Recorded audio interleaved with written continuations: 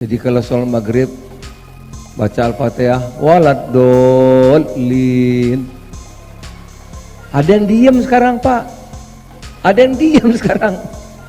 Ada Pak sekarang diem. Loh, kok nggak ada?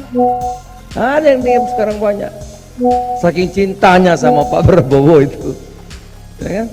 Itu kalau tahiyatul akhir Pak Yai kan gini Pak Yai. Tahiyatul akhir kan gini. Sekarang banyak gini Pak.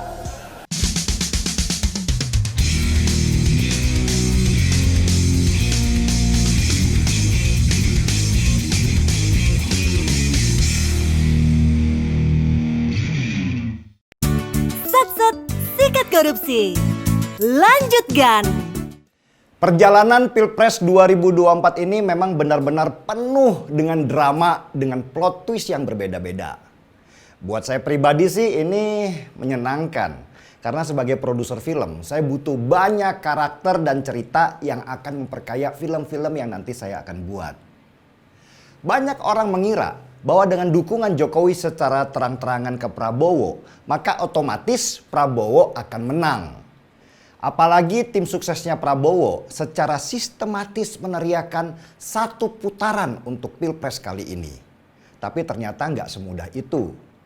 Mungkin kalau Prabowo kemarin dipasangkan dengan Erick Thohir, bisa jadi dia akan menang satu putaran. Karena sebagai pasangan, Erick Thohir itu nggak punya banyak masalah. Bahkan diperkirakan akan menambah suara Prabowo yang sudah kuat karena orang sudah kenal Prabowo akibat dia ikut Pilpres sampai 4 kali. Tapi situasi berbeda ketika Gibran, anaknya Jokowi yang dipasangkan dengan Prabowo dengan semua pelanggaran hukum yang membuat wajah banyak orang kaget. Kok Jokowi bisa begitu ya? Keterlibatan Paman Usman sebagai ketua Hakim Mahkamah Konstitusi yang berperan meloloskan Gibran membuat banyak mata orang terbuka bahwa sudah terjadi yang namanya abuse of power atau penyalahgunaan kekuasaan. Dan akibat dari itu kampus-kampus mulai bergerak meneriakan politik dinasti, kecurangan, dan banyak lagi makian kepada presiden. Civil society yang belum memilih siapa calon mereka juga meneriakan hal yang sama. Bahkan tagar "Kami Muak" mulai menggaung di mana-mana dan puisi Gusmus "Republik Rasa Kerajaan" jadi kata-kata yang menampar logika banyak orang. Gibran bukannya jadi penambah suara Prabowo, malah jadi pemberat yang menarik suara Prabowo ke bawah. Padahal salah satu keinginan Prabowo dengan memaksa dirinya untuk bersedia dipasangkan dengan Gibran adalah peluang presiden untuk ikut membantu dia memenangkan pertandingan. Prabowo panik, istana juga panik ketika suara-suara negatif malah semakin keras dan di dalam hati banyak orang mereka menyimpan ketidaksukaan yang mendalam dengan situasi ini. Karena itulah beberapa lembaga survei digerakkan untuk membangun persepsi di masyarakat bahwa Prabowo akan menang satu putaran dengan angka hasil survei yang jauh lebih tinggi dari pasangan lainnya, yaitu Ganjar dan Anies. Bahkan Litbang Kompas, lembaga survei yang dianggap independen, melaporkan hasil bahwa Prabowo naik tinggi sekali, sedangkan Ganjar dan Anies anjlok jauh. Ini yang mengherankan. Ada apa sih kok bisa begitu? Banyak suara-suara yang bicara bahwa Litbang Kompas pun ditekan oleh penguasa supaya membuat sebuah survei yang memenangkan Prabowo dan menjatuhkan Ganjar dan Anies. Saya sih awalnya nggak percaya. Masa Litbang Kompas bisa begitu? Sampai saya menemukan sebuah keanehan dari survei Litbang Kompas di mana mereka seperti menebar remah-remah petunjuk supaya masyarakat wajib curiga dengan hasil surveinya Litbang Kompas sendiri. Apa petunjuk itu? Ya, petunjuk itu ada di angka hasil survei undecided voters atau para pemilih yang belum menentukan pilihan yang sangat besar sekali. Sekitar 28%. ini bisa dibilang survei dengan angka yang belum menentukan pilihan yang paling tinggi dari semua survei. Jadi pertanyaannya, angka 28% yang belum memilih itu, benarkah mereka itu belum memilih? Atau mereka itu adalah orang-orang yang menyembunyikan pilihan mereka? Banyak orang tahu bahwa lembaga survei sekarang dikuasai oleh Prabowo dengan didukung oleh penguasa. Begitu juga perangkat negara, perangkat desa yang digerakkan untuk memenangkan calon tertentu.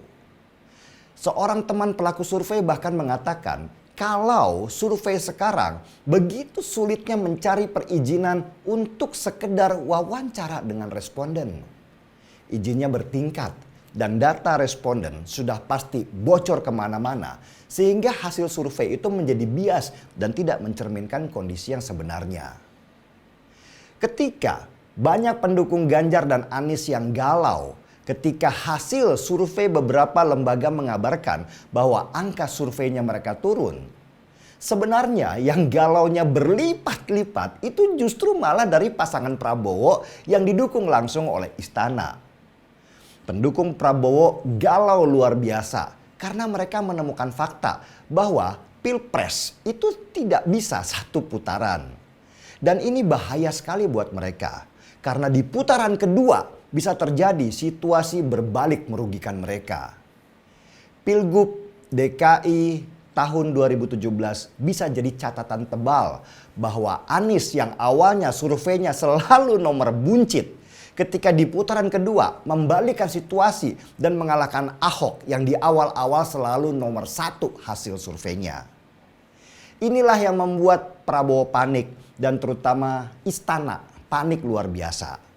Tanda-tanda istana panik itu terlihat dari turunnya beberapa menteri yang masih aktif ikut kampanye Prabowo secara terang-terangan seperti Bahlil dan Julhas. Bahkan Julhas pernah menjadikan kantornya untuk joget-jogetan dukung Prabowo dan viral di media sosial. Sebegitu paniknya istana dan Prabowo sehingga mereka melakukan segala cara untuk memenangkan Pilpres ini yang justru membuat semakin blunder kampanyenya. Ade Armando bermasalah dengan Sultan Jogja, Julhas bermasalah dengan menistakan agama, dan banyak blunder lain termasuk perkataan asam sulfat buat ibu hamil yang jadi bahan tertawaan. Saya sih memprediksi kalau Pilpres 2024 ini tidak akan berlangsung satu putaran. Putaran kedua Prabowo akan berhadapan dengan Ganjar. Dengan catatan PDI Perjuangan bisa memenangkan pertarungan di Jawa Tengah saja dengan angka 70%. Ketika putaran kedua Anies bisa jadi bergabung dengan Ganjar karena mereka berdua sama-sama muak dengan perilaku kekuasaan yang bermain jorok di Pilpres kali ini. Jadi apakah Prabowo akan hat-trick kalah untuk keempat kalinya? Bisa jadi, dan itulah yang ditakutkan oleh Prabowo karena ini adalah Pilpres terakhirnya.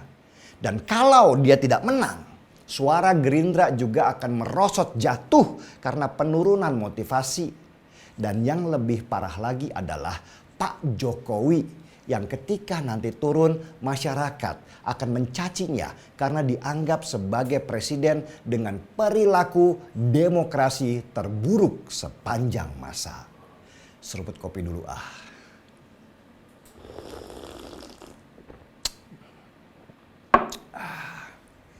Gaspol.